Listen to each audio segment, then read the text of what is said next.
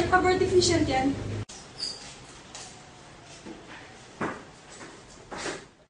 Abortion is spread worldwide, though some countries prohibit it as it takes away one's responsibility of taking care of one's action.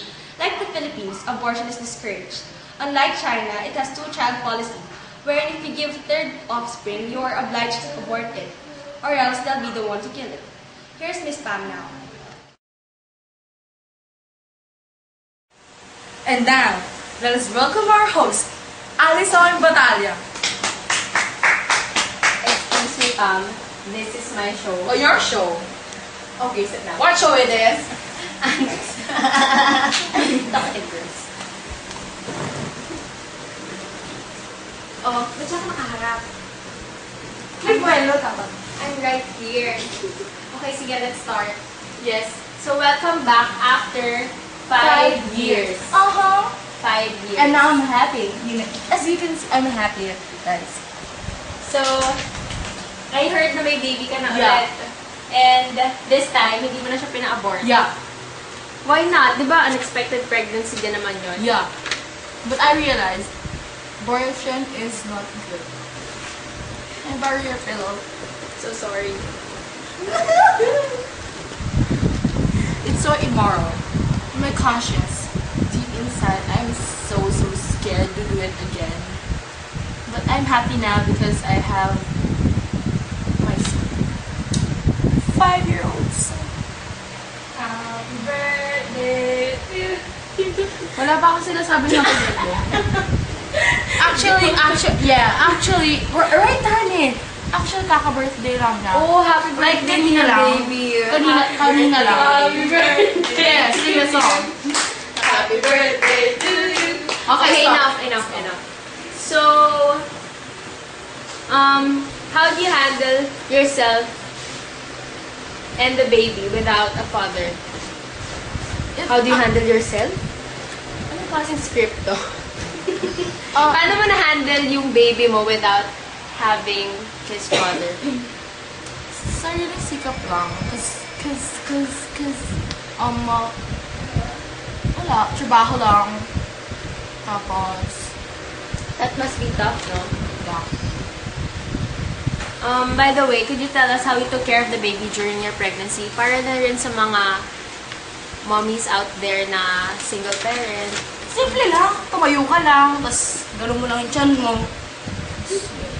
Medically, paano mo ilagaan yung baby mo during your pregnancy? Ay, hindi naman ako doktor. Hindi ko nalagaan medical yung anak ko.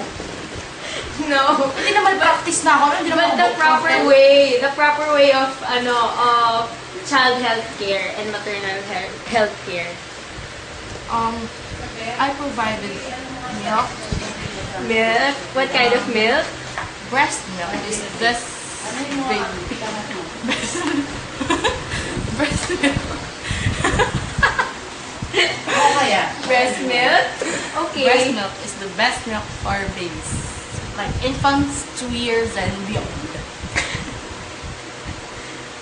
And maternal.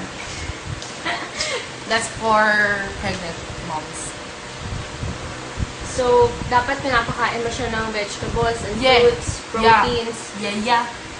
And kumusta naman siya ngayon, yung baby mo? Okay nga lang, kaka-birthday nga lang niya kanina. Mga 5 years old na siya ngayon. So, he's healthy. Yeah. Okay. So, masaya ka naman ngayon. Hindi ka na nakakonsensya with the past. Of course, nakakonsensya pa rin. Pero, you know, kasi na-realize ko sana, tanda yung... Saber? Huwag na, okay na. Tanda na yung bata ko ngayon, tapos, at may kuya or ate siya. Kaya lang, wait, hindi pa ako tapos. Okay. Kaya lang, I'm doing my best to become a good mother sa anak ko ngayon. Tapos, Oh, Pam, it's okay. kaya, pina-provide ko na lang lahat ng kailangan anak ko yun. Can I ask? Wait, I'm not yet done. Okay. Yeah, thus, yung kapag mentally, psychologically, and physically, hindi ko naman sinasaktan yung anak ko. Ngayon. Because I know I'm a responsible mother and I'm doing my best to become a responsible citizen of this country. Amen. It's not a prayer. Okay. You should do that. Can I ask you a personal question? Yeah. Before ending Kaya na this, mga personal ito. this show. Parehas ba yung father niyang baby mo yun and the one before? I'm so sorry, but Stupid question. Uy, nalangyan ako nung una. Uligin ko pa. Siyempre, iba na ngayon. okay. Okay, thank you, Pam, and congrats to your new baby. See you again tomorrow In our show. In her show. In my show. Yeah, in her show. 1, 2, 3. The Talkative Girls. It is such a delightful thing to see a mother and a child bond. It is necessary for the mother to bond to bond with its child so that the child will be physically, mentally, and emotionally healthy. Salamat po sa inyong pakikinig.